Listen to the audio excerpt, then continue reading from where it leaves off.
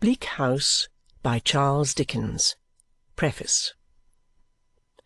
A Chancery judge once had the kindness to inform me, as one of a company of some 150 men and women not labouring under any suspicions of lunacy, that the Court of Chancery, though the shining subject of much popular prejudice, at which point I thought the judge's eye had a cast in my direction, was almost immaculate. There had been, he admitted, a trivial blemish or so in its rate of progress, but this was exaggerated and had been entirely owing to the parsimony of the public, which guilty public, it appeared, had been until lately bent in the most determined manner on by no means enlarging the number of Chancery judges appointed, I believe by Richard II, but any other king will do as well. This seemed to me too profound a joke to be inserted in the body of this book, or I should have restored it to Conversation Kenge or to Mr. Vholes, with one or other of whom I think it must have originated. In such mouths I might have coupled it with an apt quotation from one of Shakespeare's sonnets. My nature is subdued to what it works in, like the dyer's hand. Pity me, then, and wish I were renewed.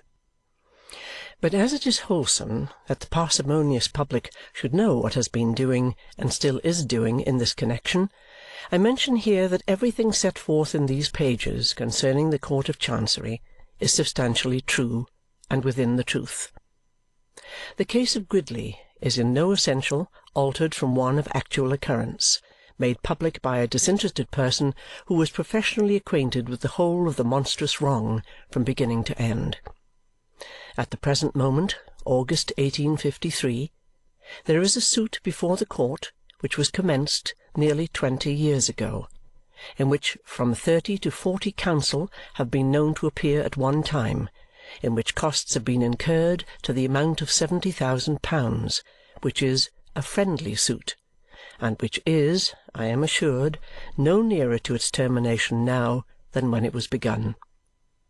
There is another well-known suit in Chancery, not yet decided, which was commenced before the close of the last century, and in which more than double the amount of £70,000 has been swallowed up in costs. If I wanted other authorities for Jarndyce and Jarndyce, I could rain them on these pages to the shame of a parsimonious public. There is only one other point on which I offer a word of remark.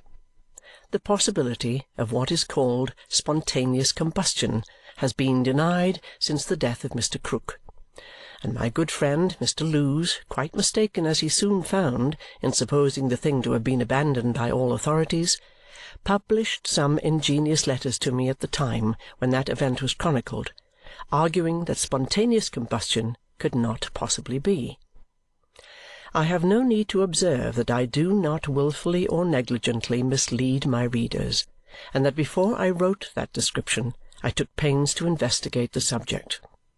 There are about 30 cases on record, of which the most famous, that of the Countess Cornelia de Body Cesenate, was minutely investigated and described by Giuseppe Bianchini, a prebendary of Verona, otherwise distinguished in letters, who published an account of it at Verona in 1731, which he afterwards republished at Rome.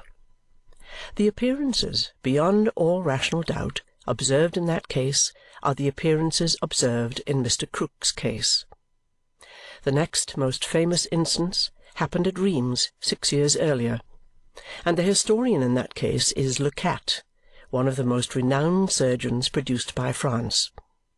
The subject was a woman, whose husband was ignorantly convicted of having murdered her, but on solemn appeal to a higher court he was acquitted because it was shown upon the evidence that she had died the death of which this name of spontaneous combustion is given.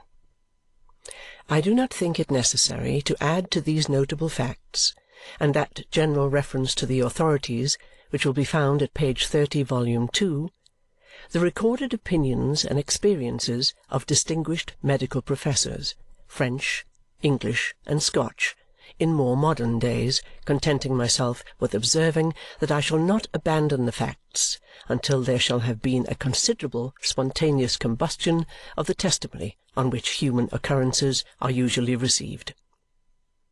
In Bleak House I have purposely dwelt upon the romantic side of familiar things. 1853. End of Preface.